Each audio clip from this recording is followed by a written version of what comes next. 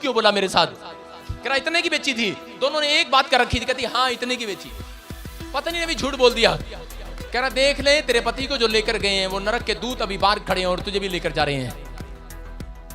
वो कह रही नहीं नहीं इतने की बेची थी। पत्नी तो आपको पता है पति की पूरी सिखाई होती है, पट्टी पढ़ाई होती है। और क्या हो गया? कह रही इतने की बेची और वो भी मर गई उस रात। और वो जमीन और वो पैसा वहीं रहा। सारे बोलो हालेलुया। उसने कहा मैंने नहीं कहा कि तुम्हें देने के लिए। हालेलुया।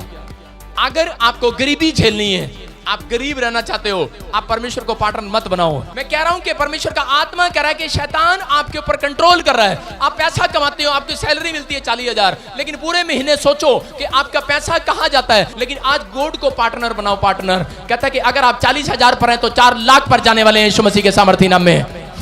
आपको कह रहा हूं आपकी पीढ़ी में इतना नहीं कमाया होगा किसी ने जितना आप कमाएंगे यीशु मसीह के नाम में।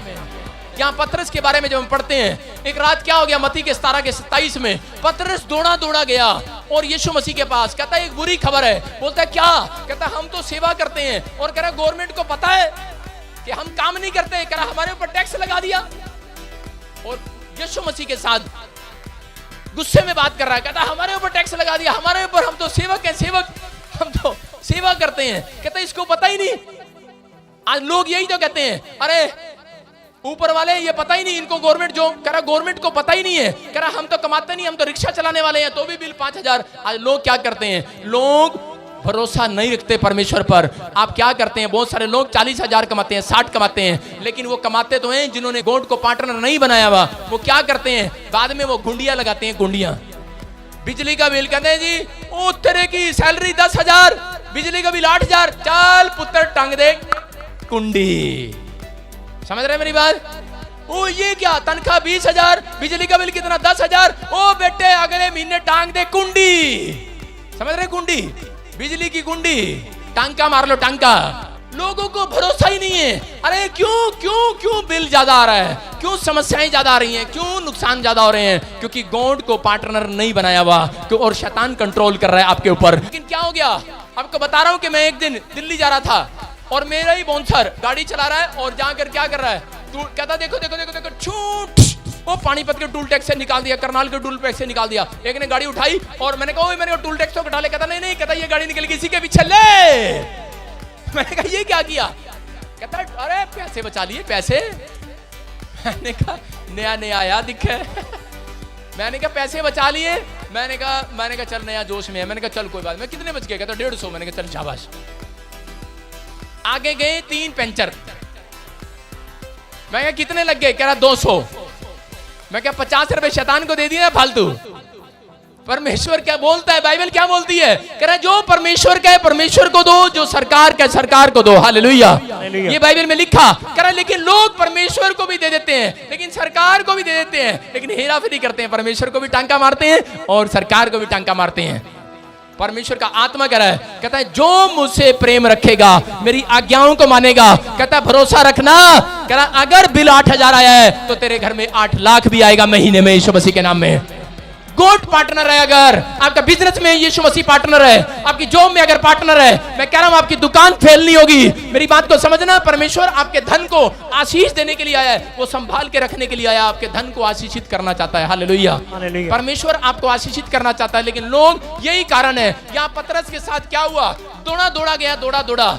बोलता है अगर आज आर्थिक तंगी झेल रहा था पतरस गरीबी में चला गया था। क्यों? क्योंकि वो मछली पकड़ने का बिजनेस उसने छोड़ दिया था।